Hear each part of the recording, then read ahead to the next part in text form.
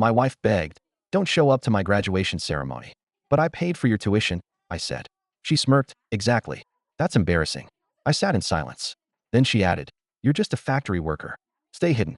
A few days later, her dean approached me crying. "What happened?"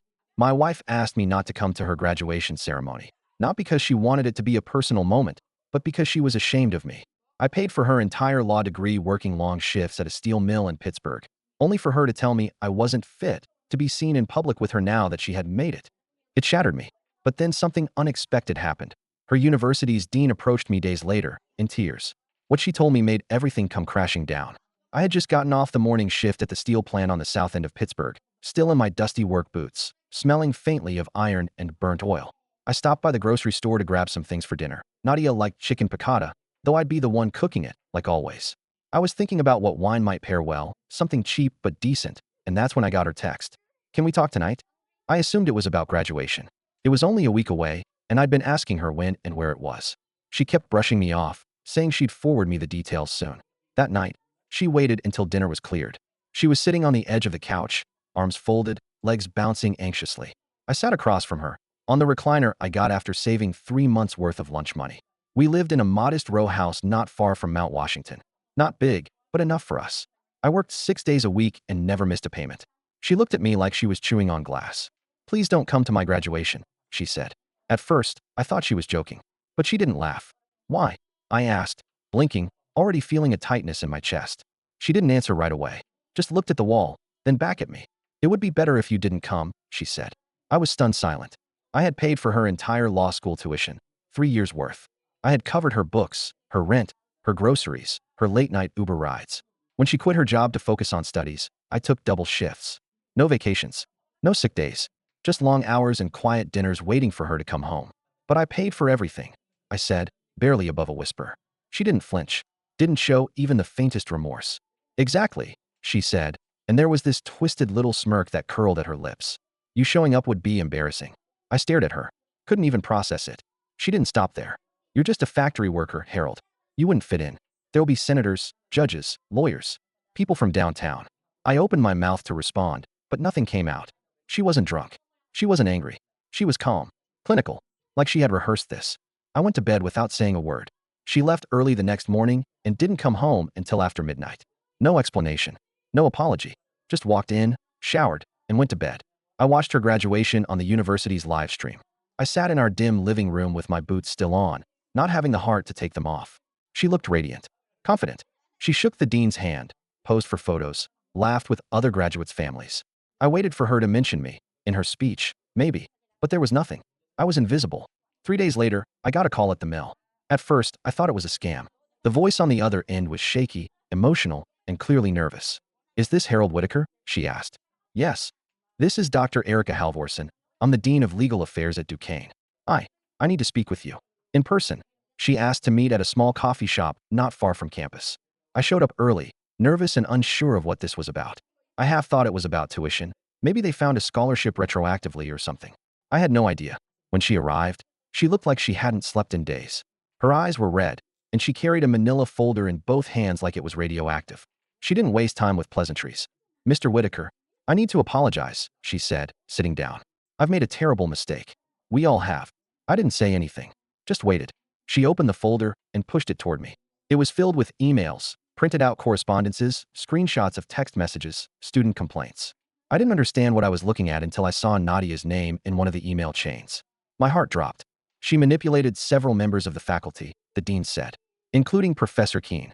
There was an inappropriate relationship. Several of them, actually.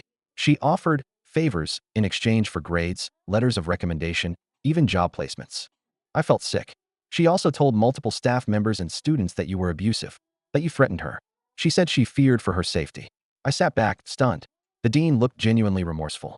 "We're investigating everything, but this came to light because another student filed a report. It turns out your wife has the pattern of using people." I couldn't speak.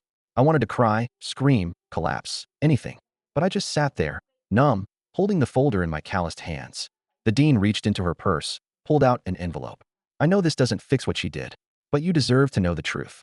Inside the envelope was a copy of Nadia's university account. It had my name listed as the payer for every single semester. "She never mentioned that," the dean said quietly. I thought you were the monster. It was strange, feeling seen for the first time in years, but by a stranger. It made it all the more tragic. I left the cafe in silence, folder in hand. When I got home, I sat in my truck for 20 minutes before going inside. The house was quiet, empty. She was probably out again, doing whatever it was she did now. I walked upstairs, grabbed a set of boxes, and started packing her things. Every book, every pair of shoes, every law textbook I bought her went into the boxes. I changed the locks the next day. When she came home and saw her belongings outside, she lost it. Started yelling, banging on the door. I didn't answer, didn't say a word. I just sat on the couch and listened to her tantrum fade into the night.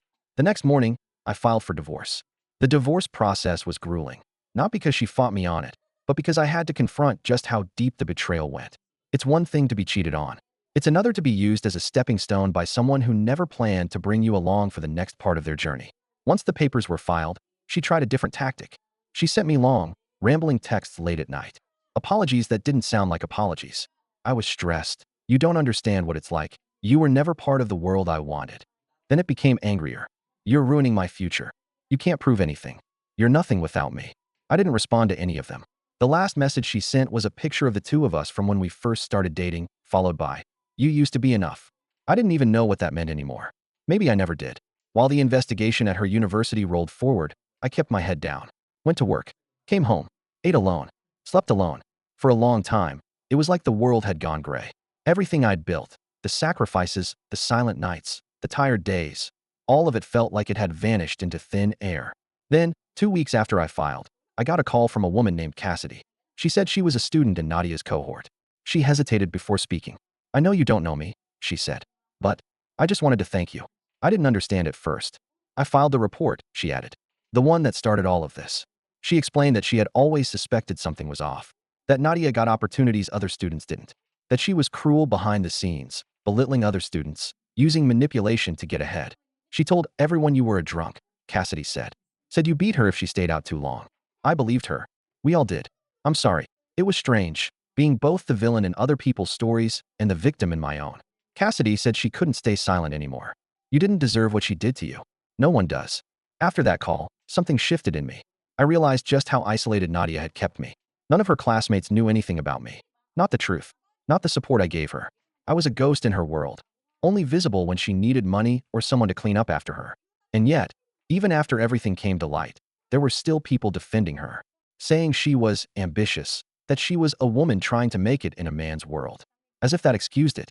The university put out a quiet internal notice about the misconduct. They didn't publicize it, probably to protect themselves. But they did revoke her graduation privileges. The Bar Association flagged her application. She would have to wait years before she could try again, if they ever allowed her. Meanwhile, she started crashing with a friend downtown. I saw her once at a grocery store in Squirrel Hill. She looked different, like the mask she wore had finally slipped. She saw me, and for a second, I thought she might come over. But she didn't. She turned and walked away. A week later, her lawyer sent me an offer, a settlement she thought I'd accept. She wanted half the house, half the car, and spousal support. Her lawyer didn't realize everything was in my name. Everything had been paid for with my checks, my savings, and my hands. I rejected the offer. My lawyer attached the folder from the dean's investigation. That was the last I heard from her team. The only person who kept in touch after that was the dean, Erica Halvorsen. She sent me a handwritten letter a few months later. Said that she'd stepped down from her position. "I thought I was teaching young people how to fight for justice," she wrote.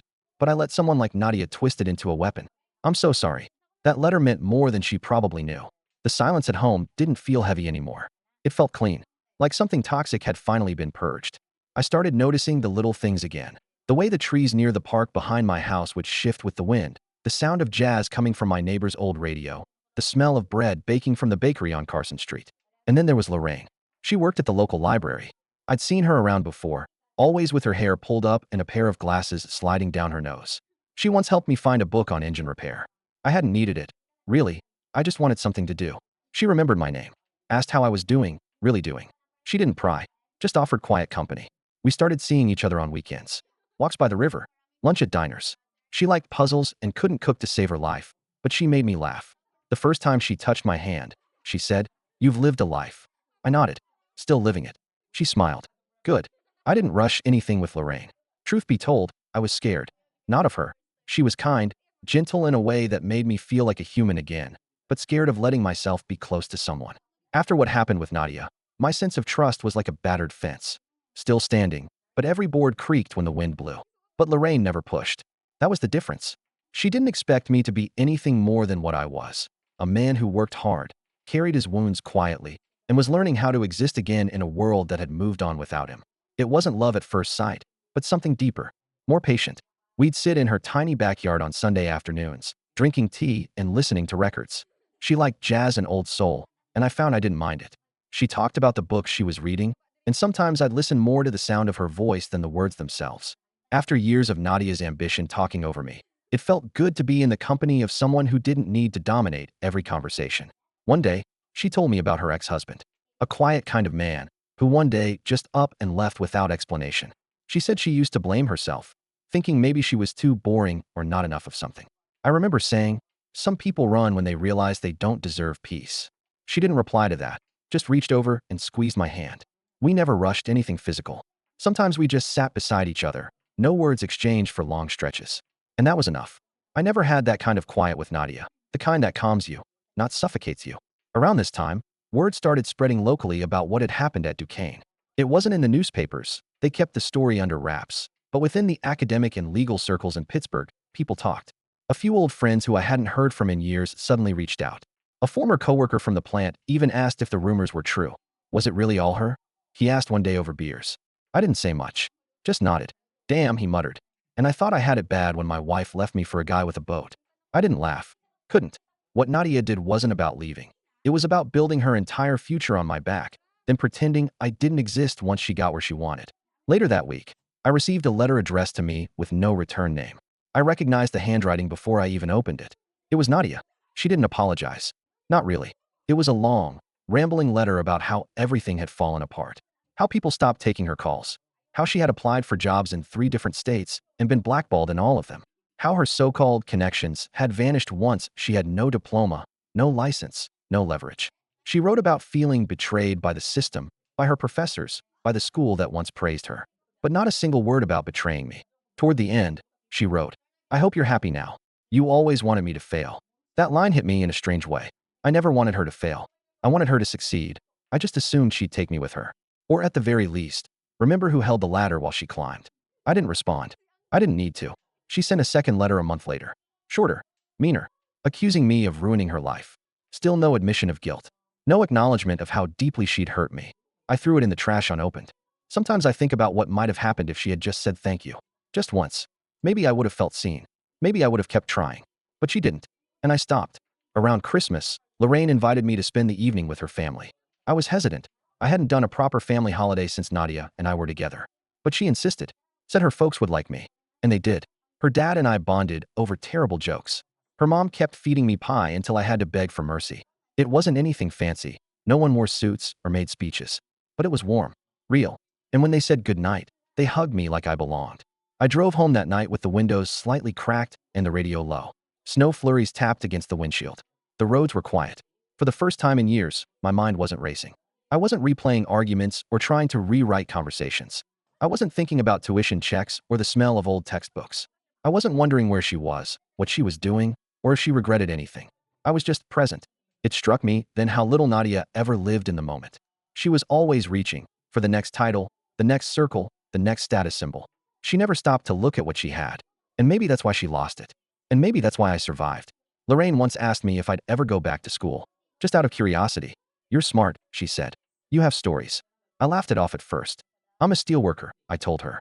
You're a man who built someone else's dream and lived to tell the tale, she said. That's something. And maybe she's right. Maybe I have more chapters left than I thought. Spring came early that year in Pittsburgh. The usual bite in the air softened, and the city seemed to wake up from its long gray sleep. I started walking more, sometimes with Lorraine, sometimes alone. It helped clear my mind. The sound of gravel underfoot, the faint buzz of traffic over bridges, the way sunlight scattered across the Monongahela, it all felt new, like I was learning how to be part of the world again. Back at the mill, things hadn't changed much. The same clank of steel, the same rough jokes on break, the same burnt coffee smell in the lunchroom. But I was different. A bit quieter, a bit more removed. The guys noticed. You good, Whit? One of them asked during lunch, biting into a hoagie. You've been in your head a lot lately. Just got some stuff on my plate, I said. He nodded. Better than being on hers, right? He chuckled, referencing Nadia, not unkindly. I gave a half smile. The truth was, even with everything Nadia had done, the lies, the betrayal, the years of manipulation, I didn't feel hatred. Not anymore. What I felt was something colder, more final, like a rope that had snapped after being pulled too tight for too long. Still, her presence lingered. Not in the way I once loved her, but in small things. I'd pass the diner where we met and remember how young and hopeful she used to be. I'd see a law firm downtown with her dream job in the window and wonder if she ever passed by and thought, that should have been me. One day, I bumped into Professor Keene, or former Professor Keene, at a gas station in Bethel Park. He was filling up his rusted-out Camry, hunched over like he was trying to disappear. He saw me, froze. We locked eyes for maybe 3 seconds before he looked away. I didn't say anything. What was there to say? That I knew what he did? That I saw the emails, the pathetic attempts to mentor his way into my wife's bed? He looked like a man who'd lost more than just a job. He looked like he'd lost the version of himself that used to pretend he was respectable. I paid for my gas and left. A few days later, a letter came in the mail from Duquesne. This one was official. They were notifying me of the finalization of the academic misconduct case. Nadia's graduation had been nullified. Her transcript was sealed. She'd been permanently banned from university events and alumni circles. Her name was wiped from the graduation booklet retroactively. The letter was cold, procedural. No apologies. Just facts. I folded it and tucked it in a drawer. Didn't feel like gloating. The truth had already done the work for me. Lorraine found the letter a few weeks later when she was helping me sort through bills. "Is this it?" she asked, holding it carefully. I nodded. "That's the one." She read it slowly, lips pressed together. "Do you feel any better?" she asked. I thought about it. No, but I don't feel worse. That night, she made her famous tomato soup, which wasn't anything special except that she added roasted garlic and swore by using crushed San Marzano tomatoes. We ate on the porch, a cool breeze rolling in, the city buzzing in the distance. She reached across the table and brushed a flake of pepper from my beard. "You know," she said, "for a man who's been through hell, you sure don't act bitter." I shrugged. "Bitter's heavy. I'm tired enough carrying what I've already got." She smiled, the kind of smile that reaches the eyes and lingers like music. I wasn't sure if I believed in soulmates anymore, but I did believe in peace. And for the first time in a long time, I had it. That didn't mean the story was over. Because people like Nadia, they don't disappear. They linger in corners of the world, casting long shadows in places you thought were safe. And as much as I had moved forward, there were still things that hadn't quite settled yet. For one, there was the matter of what she did with the money. The savings I thought were going towards school, but apparently had been stretched far beyond tuition. Bank records. A few odd purchases that didn't add up. Cash withdrawals. Travel expenses I never knew about. My lawyer had started digging. And what we found, it wasn't just betrayal. It was fraud. Turns out, Nadia had been smart. Or at least she thought she was. While I was sweating 12-hour shifts and clipping coupons to make ends meet, she had opened a second checking account in both our names. She forged my signature to authorize transfers from our joint savings and took out a small personal loan, also in my name. She probably assumed I'd never check. And for years, she was right. She used the money for more than just law school expenses. Plane tickets to networking retreats in Miami. Hotel rooms booked under her name, but charged to my account. Lavish dinners at places I'd never set foot in. Jewelry, designer bags, cosmetics, nothing essential. Nothing she ever shared. It all made sense now. How she always felt tired. How she claimed she was at the library or some legal clinic. It was all part of a performance. And I was the man financing the stage lights. My lawyer, a sharp, old-school guy named Irving, raised an eyebrow when I showed him the documents. "You could sue," he said, tapping his pen on the desk. "Bank fraud, forged authorization, misappropriation of funds. You've got a case, Harold." At first, I hesitated. I didn't want to keep her in my life any longer than necessary. But then I remembered her letter, that final sentence. "You always wanted me to fail." That wasn't guilt. That wasn't remorse. That was ego. That was a person who still believed she was the victim. So yeah, I sued. It took months. She tried to stall, delay, deflect. Her attorney, a young guy from some barely hanging on firm in Shadyside, tried to argue it was a miscommunication. But the paper trail was airtight. I had every transaction, every false authorization, every email she sent from the laptop I bought her. The judge didn't even blink. In the end, she was ordered to repay every cent, plus damages. She lost what was left of her credit standing. Her bank accounts were frozen for a time. And when she tried to file bankruptcy to dodge the settlement, the court blocked it due to fraudulent intent. But the real satisfying moment came during the hearing. She was there, sitting across the room in a blazer 2 sizes too big, looking like she hadn't slept in weeks. She avoided eye contact the whole time, until the judgment was read. When the gavel hit and the judge said, "The defendant is to repay Mr. Whitaker the full amount of $78,462.12 plus legal fees," she finally looked up at me. Not with anger. Not with defiance. With shock. Like she couldn't believe the man she'd once called just a factory worker had the strength to bring her to court and win. Afterward, outside the courthouse, she tried to catch me as I was walking to my truck. Harold, she said, reaching out. Please, this wasn't supposed to happen. I stopped, looked at her. No, it wasn't. But you made sure it did. She opened her mouth, searching for something to say. I believed in you, I said. And you spit on it. I got in the truck and drove away without another word. Back home, Lorraine was waiting on the porch with 2 cups of coffee. She didn't ask how it went. She didn't need to. She just handed me the mug and leaned her head against my shoulder. I'm proud of you, she said softly. I hadn't heard those words in years. Not from someone who meant them. A few weeks later, I donated half of the recovered money to a local scholarship fund for adult trade workers who wanted to go back to school. Figured it could help someone like me, or someone I used to be. The rest, I used to fix up the house. New siding, better insulation, a proper garden in the back where Lorraine could plant her tomatoes. We built something, her and me. Not flashy, not complicated, but honest. And that meant more than any degree. As for Nadia, the last I heard she was working a clerical job under an assumed name outside of Pittsburgh. No law firm would touch her, not after the academic wrongdoing and the fraud case. Her name was mud in the circles she once bragged about breaking into. She might reinvent herself. She might find some poor soul to start over with. I don't wish her ill. I just hope the next person sees the flags I didn't. But me? I've got peace now. I've got weekends with Lorraine. I've got ribs on the grill, books by the fire, and jazz humming through old speakers. I've got my name back. And I've got satisfaction, not from revenge that left scars, but from justice that restored what she tried to take. Turns out, being just a factory worker was never something to be ashamed of. It was the reason I survived.